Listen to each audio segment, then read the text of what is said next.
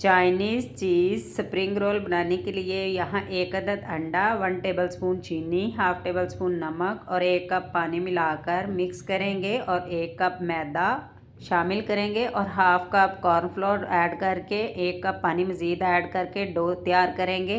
Pan में चंद कतरे oil के डालकर ग्रीस करेंगे और डो को फैला देंगे और शीट को दोनों तरफ से हम कुक करके रेडी कर लेंगे।